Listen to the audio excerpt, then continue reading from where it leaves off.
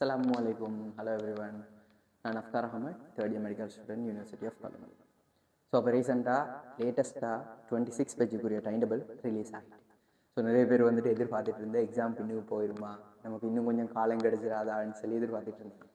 So அந்த ஒரு ஏமாற்றத்தோட அல்லது வந்துட்டு எக்ஸாமுக்கும் நம்ம எவ்வளோ நாள் ப்ரிப்பேர் பண்ணிட்டோம், ரைட் நம்மளோட எக்ஸாம் முடிய போகுது, நம்ம டைம் டேபிள் வந்துட்டு நம்ம எவ்வளோ நாள் போட்ட எஃபர்ட்டை வந்துட்டு முடிச்சு வைப்போம் அப்படின்னு சொல்லி வந்துட்டு ஒரு சந்தோஷத்தோடையோ அல்லது வந்துட்டு எக்ஸாமுக்கு டைம் டேபிளே வந்துட்டு இன்னும் ப்ரிப்பேர் ஆகாமல் இருக்கேனா அப்படின்னு சொல்லி வந்துட்டு ஒரு பயத்தோடையும் வந்து அந்த டைம் டேபிளை ஒவ்வொரு ஆளும் ஒவ்வொரு கோணத்தில் வந்துட்டு பார்த்துருப்பீங்க.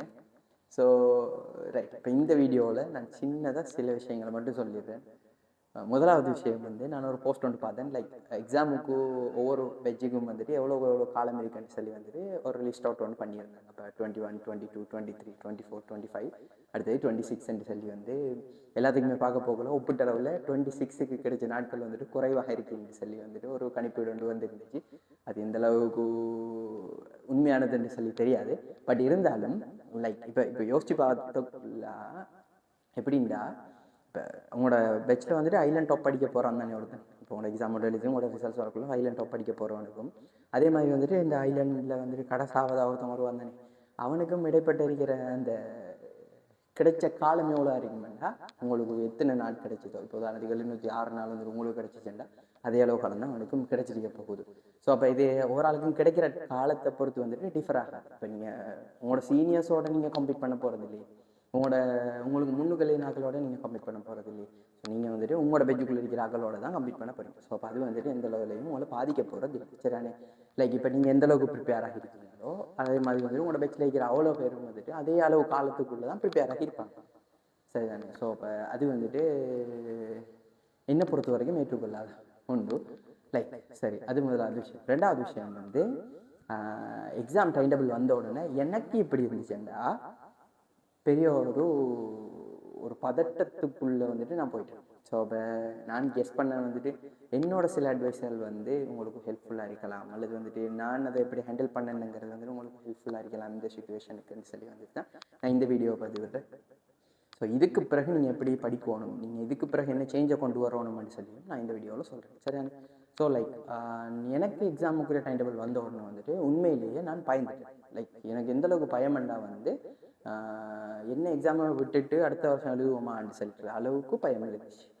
அப்போ ஏன் அந்த பயமண்டா, முதலாவது ரீசன் வந்து நம்ம தியரியெல்லாம் படித்து பேப்பர்லாம் செஞ்சு வந்துட்டு ப்ரிப்பேர் பண்ணிட்டு தான் இருக்கோம் ஒரு பிளானில். ஆனால் அந்த டைம் டேபிள் வந்த உடனே ஒரு புதுவிதமான ஒரு பயம் கொண்டு வரும். லைக் என்ன நம்ம படித்தது காணுமா, நம்ம செஞ்சது ப்ராக்டிஸ் காணுமா, நம்ம போகிற வே சரியா, நம்ம சரியாக தான் படிச்சிருக்கோமான்னு சொல்லி வந்துட்டு எக்கச்சக்கமான குழப்பம் வரும். எதைக்குமே மைண்டை போட்டு குழப்பி கொள்ளாதீங்க. சரியான. ஸோ நீங்கள் படிக்கிற மெத்தட் வந்துட்டு 100% சரி. நீங்கள் இது வரைக்கும் படிச்சுட்டு இருக்கீங்களா, இதே ஸ்டைலில் வந்துட்டு இருக்கிற நாட்களையும் வந்துட்டு படிச்சுக்கிட்டு போங்க. நீங்கள் யோசிக்க வேண்டியதெல்லாம் இப்போ ஒன்று தான், நான் இந்த அளவுக்கு கஷ்டப்பட்டு படிச்சிருக்கேன். இப்போ 2 வருஷம் படித்த படிப்பு 2.5 வருஷம் படித்த படிப்புக்கு முடிச்சு வைக்கிறதுக்கு இன்னும் இருக்கிறது 2 மாதம் தான். இந்த 2 மாதமும் நீங்கள் எந்த அளவுக்கு ஒர்க் பண்ணணுமெண்டா, இந்த 2 வருஷமும் நீங்கள் கஷ்டப்பட்டீங்களா, எப்படி கஷ்டப்பட்டீங்கண்டா, நீங்கள் படித்து கஷ்டப்பட்டீங்களோ இல்லையோ அது ரெண்டாவது கதை.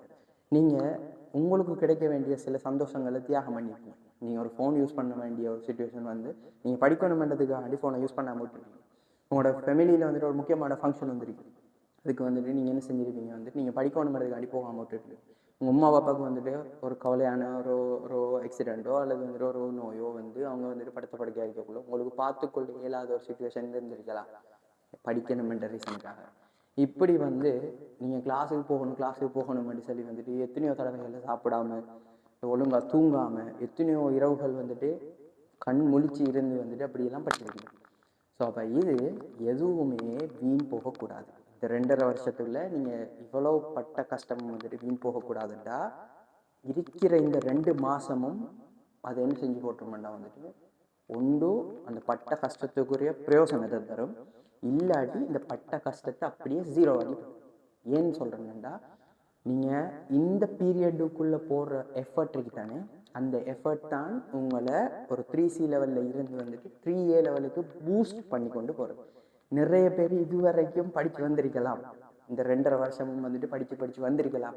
ஆனால் இந்த கடைசி 2 மாதத்துக்குள்ளே நீங்கள் எவ்வளோத்துக்கு படித்து எவ்வளோத்துக்கு உங்களோட பிரெயினை கஷ்டப்படுத்தி எவ்வளோத்துக்கு நீங்கள் அது தகவலை உள்ளுக்கு சேர்க்குறீங்களோ அந்த அளவுக்கு தான் வந்துட்டு உங்களுக்கு எக்ஸாம் ஹோலில் அது என்ன செய்ய போகுது, ஹெல்ப் பண்ண போகும். ஸோ அப்போ எப்பயுமே மறந்துடாதீங்க, இந்த 2 மாதம்ங்கிறது வந்துட்டு ரொம்பவே என்ன செய்ய வேண்டிய பீரியட்னா வந்துட்டு உங்களோட பிரெயினை கஷ்டப்படுத்தி நீங்கள் எல்லாத்தையும் எக்ஸாம் ஹோலுக்குள்ளே கொண்டு போகணும். இதுக்கு மேலேயும் உங்களுக்கு ஒரு கிளியர் இல்லாத தியரி ஒன்று இருந்துச்சுன்னா அதை தூக்கி வச்சுட்டு இருக்க வேணாம். இதுக்கு மேலேயும் நீங்கள் ஒரு படிக்காத தியரி ஒன்று வச்சுட்டு இருக்கீங்கன்னா வந்துட்டு அதை கிளியர் பண்ணி எடுக்கிறதுக்கு ட்ரை பண்ணால் வேணாம். என்னை பொறுத்த வரைக்கும் நீங்கள் படித்ததுக்குள்ள மேக்ஸிமம் நீங்கள் எவ்வளோத்தை உங்களோட எக்ஸாம் ஹோலுக்கு கொண்டு போகக்கூடிய மாதிரி இருக்குமோ அந்த அளவுக்கு வந்துட்டு கொண்டு போங்க. நீங்கள் எவ்வளோத்துக்கு பேப்பர் செய்கிறீங்களோ இந்த பேப்பரில் வந்துட்டு செஞ்சு போட்டு சும்மா தூக்கி எறியாமல் எந்த அளவுக்கு நாலேஜை நான் எக்ஸாம் ஹாலுக்குள்ளே ஒரு கேள்வி செஞ்சால் ரைட் இந்த கேள்வி நான் செஞ்சிருக்கேன், என் எக்ஸாம் ஹாலில் வந்தாலும் நான் செய்வேன் என்று சொல்லி வந்துட்டு அந்த அளவுக்கு ஒவ்வொன்றையும் ஞாபகம் வச்சுக்கொள்ள பாருங்கள். இனி இந்த கடைசி 2 மாத பீரியடும் வந்து நான் ஏற்கனவே இந்த படிக்கிற மெத்தடெல்லாம் நான் இப்போ சொல்லலை, நான் ஏற்கனவே நிறைய ஐடியாஸ் தந்திருக்கிறேன். அல்லது இப்போ நீங்கள் ஃபாலோ பண்ணிட்டு இருக்கிற மெத்தடில் வந்து உங்களுக்கு ஒரு பிளான் ஒன்று இருக்குதானே, பிளான் படி வந்துட்டு கட்டாயமாக செஞ்சு கொள்ளுங்க, வந்து அதையே ஃபாலோ பண்ணுங்க. ஆனால் இந்த டைம் வேஸ்ட் பண்ணுறதுங்கிறது வந்து இந்த இந்த இந்த 2 மாத பீரியட்லேயும் சொல்லுவாங்க சரிங்களா, தங்கம் வந்துட்டு என்ன நேரம் வந்துட்டு தங்கத்தை விட என்ன செஞ்ச விலை கூடுன்னு சொல்லுவாங்க தான். இப்போ அதையெல்லாம் தாண்டி வந்துட்டு ஒவ்வொரு செகண்டும் வந்து உங்களுக்கு எப்படின்னா வந்து உங்களுக்கு எப்படி பார்க்கணும், விலை மதிப்பற்றதை தான் பார்க்கணும். நீங்கள் சாதாரணமாக யோசிச்சா பார்த்து ஒரு சிம்பிளான ஒரு ஸ்டோரி ஒன்று சொல்கிறேன்.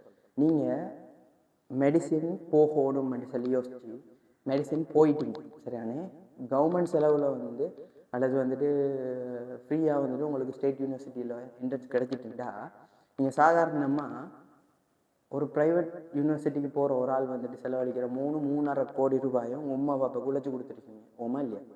நல்லா யோசிச்சு பாருங்கள். இப்போ உங்களுக்கு மெடிசின் போகணும்னு சொல்லி வந்துட்டு உங்கள் அம்மா அப்பா கஷ்டப்பட்டு உங்களை அனுப்புகிறாங்கண்டா அப்போ அந்த மீனிங் வந்துட்டு என்னென்னா அந்த 3.5 கோடி ரூபா அந்த 3 கோடி ரூபா அவங்க செலவழிக்க போகிறாங்க ஐயால்.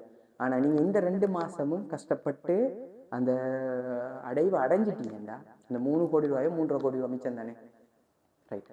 அப்போ இந்த 3 கோடி ரூபாயை உங்களுக்கு மீட்டெடுக்கிறதுக்கு 2 மாதம் தான் டைம் இருக்குது. இந்த 2 மாதத்துக்குள்ளே நீங்கள் மேக்ஸிமம் எஃபர்ட் போட்டு டைம் வேஸ்ட் பண்ணாதீங்க. இனி உங்களோட முழு 24 மணி நேரமும் வந்து 24 மணி நேரத்தில் தூங்குறது அடுத்தது மற்ற முக்கியமான கடமைகளை தவிர மற்ற எந்த ஒரு நேரத்தையும் வந்துட்டு வெளியே விட்டாங்க.